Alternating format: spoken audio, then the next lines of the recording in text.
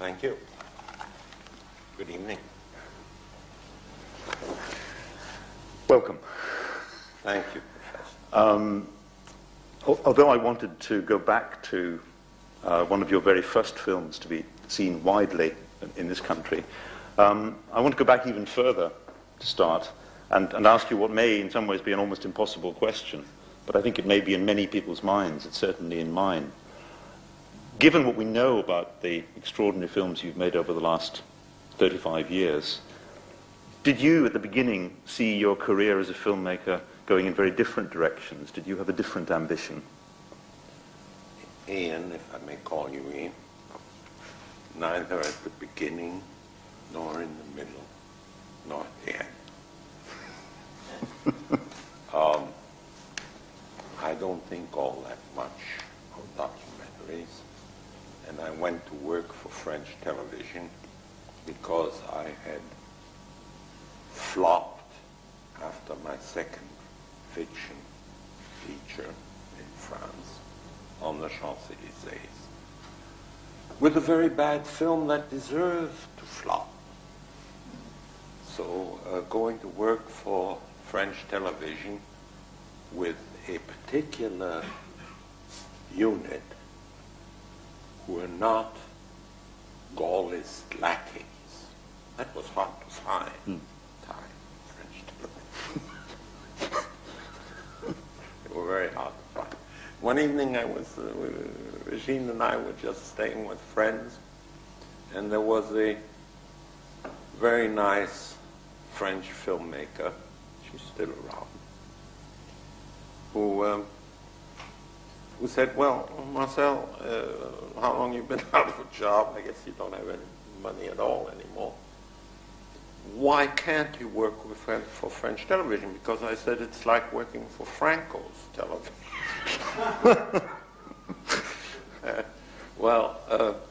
Don't you find at least the one, somebody that you know? And I said, yes, there's these two guys who do these magazine shows, like the French version of 60 Minutes at the time. And they're only on the second channel. They're only for the intellectuals. But they seem simpatico. And she said, well, I'll arrange it. And you know the way things are in Paris. You talk. So I left skiing. I left to ski some in Switzerland. And when I came back,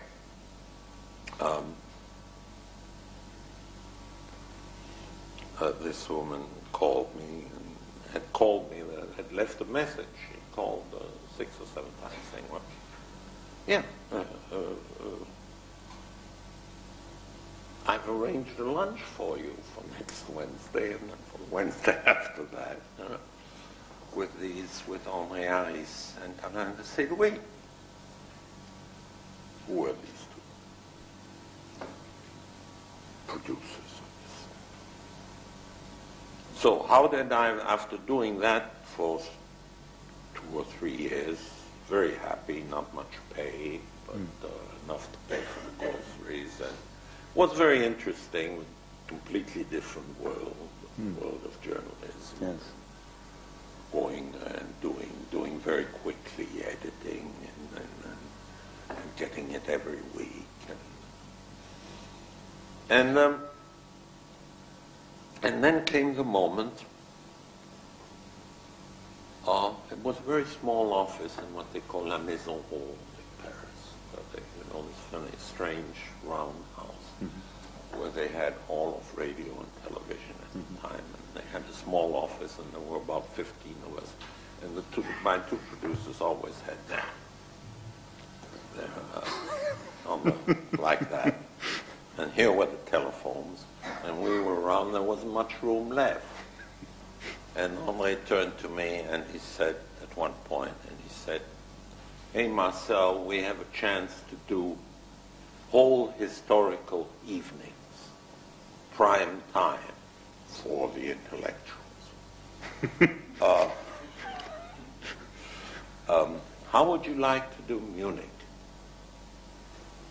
And I said, The city or the agreement?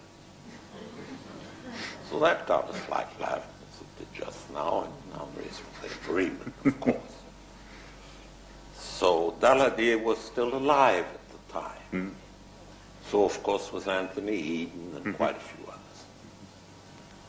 So we did that, and that was wildly successful on television, on French, pre-68 Gaullist television. Yes.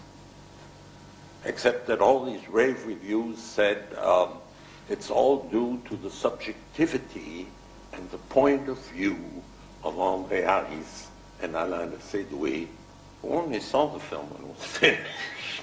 But that's the sort of thing you get into when you get into this goddamn profession. So anyway, it never stopped. But by this time I better get my feet off the table. Anyway. So then after that, they said, well, since this has been after I gave them my opinion about this business, about the personalities and the subjectivities of my producers, they said, well, now we'd like to do the next thing. And I said, what could that be? And they said, 4 years of war. I said, either you're crazy or you're bullshitting me. I mean, what does this mean? And then I guess I had the idea of trying to focus on one particular town. And at first I had this idea of just taking a map of France and, one of us would bandage the island and stick a pin in. But then people that we were talking to would say, well, perhaps Toulouse or perhaps Lyon. And why did we decide Clermont-Ferrand? Simply because first it was in the unoccupied zone, and then it was in Pétainiste France, and then it was in occupied France, and it was indeed Pierre Laval's home grounds. And Vichy was quite close to there, and some of the resistance movement had been created there. Libération, Emmanuel Dastier de la Vigerie, and so forth and so on.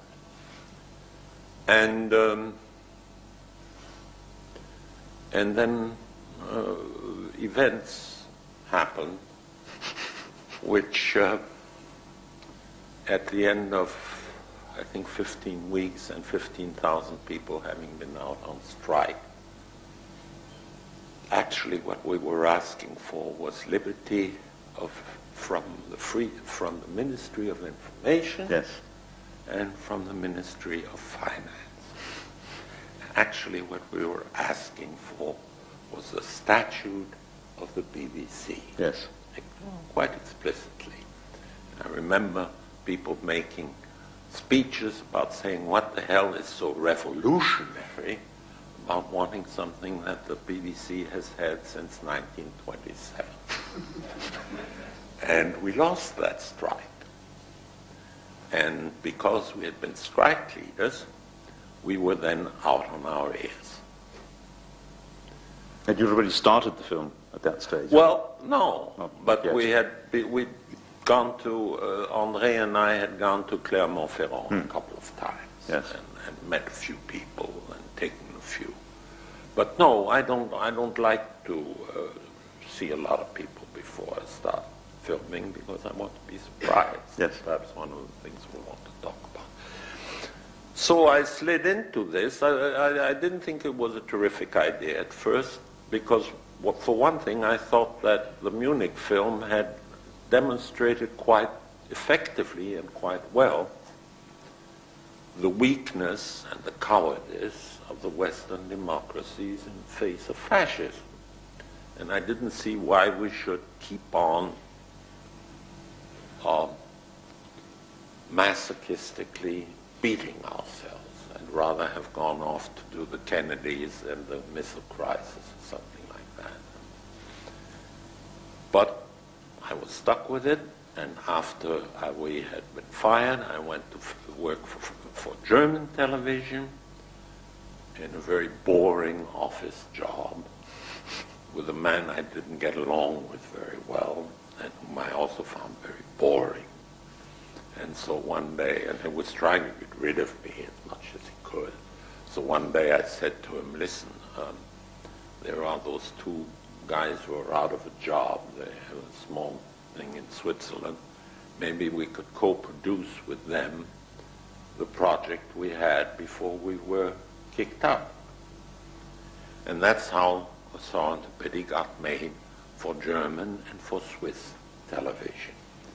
And therefore this whole business, which was really part of a press campaign, a politically oriented press campaign, which I had no part in, of saying that the French television had censored us, is a load of bullshit, because nobody can force a television network to buy something that they don't feel like buying. But there was a great deal of pressure because there were private press screenings. Yes. So finally the film came out in a small left bank theater owned by the Malle brothers, Louis Malle and his brother. And François Truffaut in the Cahiers du Cinéma, as in so many things connected with the Ophüls, father and son.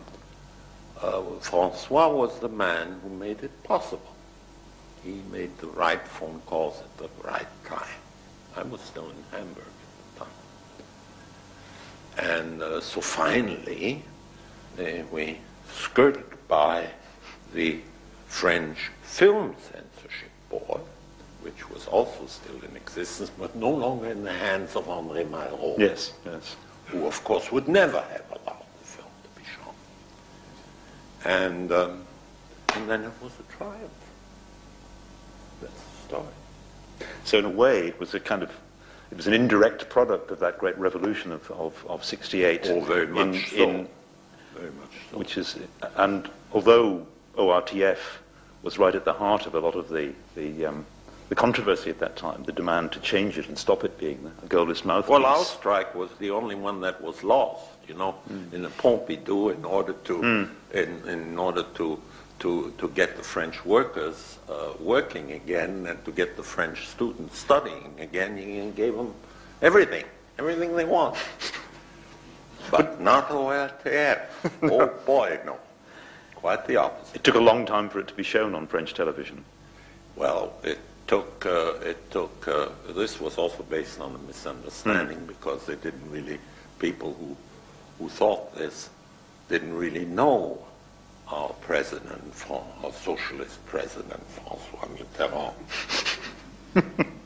But they thought they would please him if they showed the Sorrent Pitié. We all learned a little later that this was just another misunderstanding. Yes. But but it did, at that time in 1981, it was seen by some 20 million French people, after having been seen by about 600,000 people in French movies. In the cinemas, yes. Yes. And that's also important to the extraordinary scale of the film, that it wasn't actually made within the format of television when you put it together. Oh, yes, it was. Or it was. We always intended it, yes, Ian. We always intended it. Certainly, Aris and Sédoui, when they had to come to Hamburg when the film was finished, took them 48 hours to decide whether they wanted to put their name on it, yes, because they got scared. But I don't think I still don't understand what there was to be scared about. But anyway, and then they wanted to make a lot of cuts, and then at 11 o'clock at night we went to see Dr. Schwarzkopf, who was the program controller of NDR, who was in the Black Tower at 11 o'clock at night. And he said, gentlemen, I understand you want to make some cuts. And Mr. Ophüls' film? Ah, but you see, I am German, and you are French.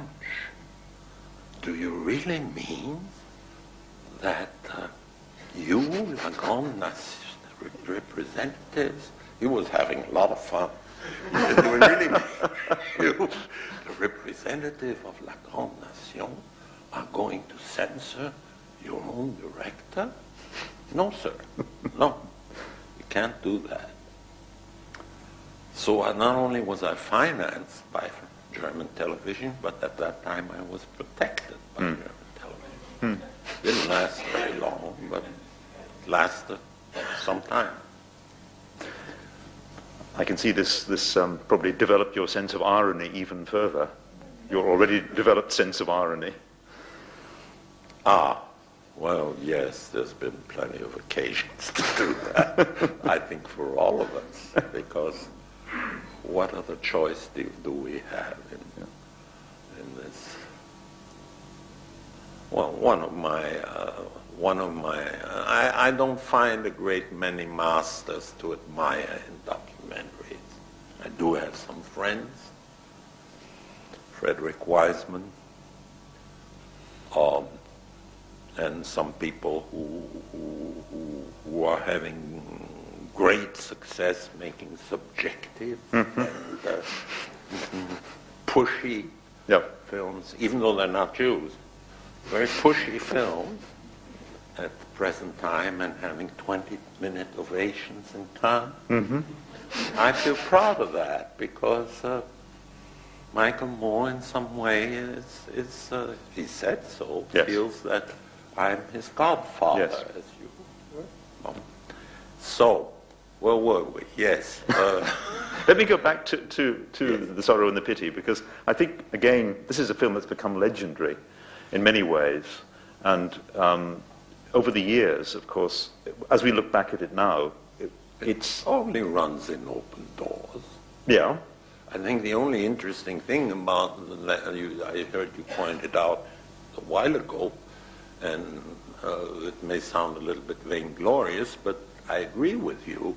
What is new about The Sorrow and Pity is the way of telling the tale. Yes, exactly. There is nothing, and the very first review I read of Michael's new film in Cannes was in the New York Times, and it reminded me of things of 30 years ago, because it said, there's nothing that informed people didn't know before about the relationship between Bush and Saudi Arabia. Nothing. Except that it's put together extremely well, and that the power of picture and sound on the screen is something that is overwhelming if you know how to handle it, and if you don't let the horse run away with you. It's like a rodeo. You get on the horse, you don't know quite what it's going to be like. Perhaps you don't even know the horse, and then you try to stay on the horse as long as you can.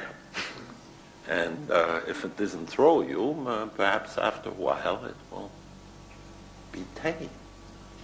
And that's what any filmmaker wants to do with the material that he has to deal with, is to structure it, tame it, to get a hold of it. But you, as watching the film again, and I haven't seen it for a very long time. The last time I saw it was on the cinema screen. But watching it again, I'm struck by the drama in it, the sense that we move from the collapse to the choice, and somehow you're there. You're really, you're much more present as a moral provocateur in the second part of the film. The interviews seem to close in and question and correct and challenge some of your subjects. Oh, I was much more, and quite a few people I think are unhappy with me because of that. Because, for one thing, I think I was much more optimistic those days. It's really not a pessimistic film. It's not a denouncing film. It's, no, it's not. If anything, and also, if I may say so, it's not a particularly Jewish film, because I would think that any non-Jewish filmmaker would at least put 15 minutes in 4.5 hours about what happened to Jews in occupied France. Surely. And that's all there is. Yeah. But we must remember that just a couple of years before, my good friend and colleague and highly esteemed Alain Resnais had made the very first French film, one of the first films, and still a masterpiece. Night and Fog. Night and Fog. Yeah. And there was, in one shot, I don't remember if it was in Pitié or Bonnard-Hollande, on the other side of the barbed wire, you could see the képi, the hat of a French gendarme. And by God, Alain couldn't have shown the film and couldn't have gone to Cannes if he had not accepted to cut it out. And eventually he did. It's a good thing he did, because otherwise we'd never seen the film at all. But that's what conditions were like in France at the time. De Gaulle was a great man, but I think in the 20th century there's some people of whom I would think, Mendès-France among them, incidentally, were greater and better Democrats. Even some British Tories, even Winston Churchill, for instance. All right. Well, now I understand from what you said earlier why Anthony Eden is in the film, because one of the most surprising, I love it. The two most surprising people from our point of view, perhaps here, are Dennis Rake, your wonderful discovery, and Anthony Eden, who plays quite an important part at the end. Yes. Of course, he pronounces one sentence, or maybe two. I can't quote it verbatim because I haven't seen the film that closely recently. At quite near the end of the Song of the Pity, where I ask him about judgment. Yes, you say he's soft on Pétain. Yes, I think I said right. I say it seems to me, through Lord Avon, that throughout this interview you've been a little bit soft on Pétain, something like that. And he says, well, I don't think any nation has the right to sit in judgment on any other country that has been through all that. Now, that is one moment, and this may sound like chutzpah, but this is because Lord Avon, my God, he was so handsome, and he was so well dressed, and he was so and he switches effortlessly from English to French. And effortlessly. Oh, wow. I mean, the very symbol of the British, the Tories' love for France, genuine love for France. And but it applies, and at that point he is really speaking for the author, not just as far as countries are concerned, but also as far as generations are concerned, audiences, you, for instance, an individual. All you can do is observe, listen, try to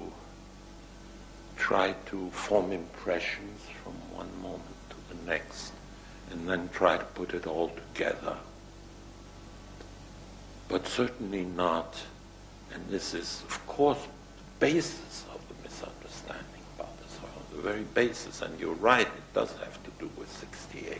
It does have to do with, ha ha ha, Papa, what did you do in the resistance?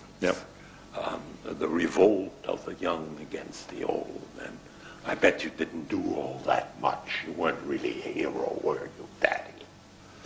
I've never enjoyed that part of it. And I think it's wrong. It shouldn't be taken that way. But what we were influenced by, and what played in our favor, not just with the audience, but with people we were interviewing, is that it was in '69, and the fathers did want to justify themselves to their kids. There is one character who does it Yes. throughout the film. Yes. And who gave the title to the film, The Song of Pity, who tries to explain why he never did anything, really, and does so quite well. Yes. All right. One thing I want to add, I was rereading just before coming here, the famous book, which I guess you, of course, know, and I hope part of the audience, all the audience knows, famous dialogue book between my great friend Marcel Ophüls and the great master, Sir Alfred. And at one time, they start on this business about why does North by Northwest have to have a verisimilitude? Is that the word? Mm-hmm. La vraisemblance. Oui. Why does it have to be? Why do critics always ask us to be closer to life? And so fine, after a couple of pages, they get to this business about maybe neorealism not being all that great a form of movie making after all.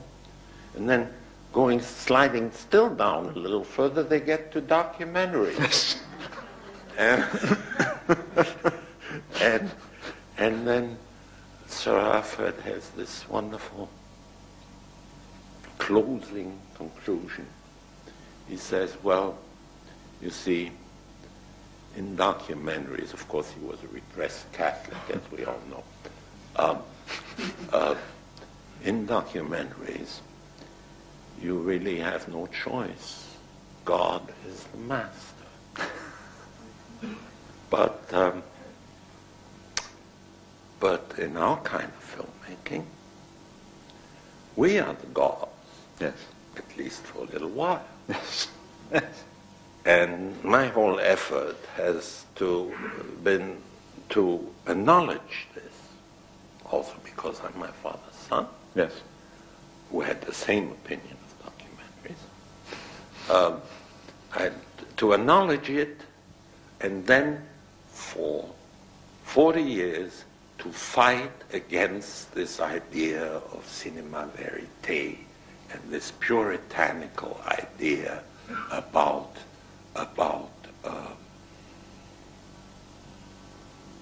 that a lot of people who use documentaries as a refuge because they just don't have any creative ideas and don't know how to tell a story. So I tried to fight this for 30 years, and by God, this picture we've shown tonight was a terrible flop, and I was forced into retirement for the last 10 years. But still, I think I've won. I think in the end I won. Because all of a sudden documentaries are becoming hot again. Indeed. They're being reborn. And are being reborn. And it's not on the basis of cinema verite. No. No. Absolutely. Many of the things that you pioneered are precisely what's making documentary come alive again. A use of... Well, thank you very much. I wouldn't have dared put it in those words. I can say that. I can say that.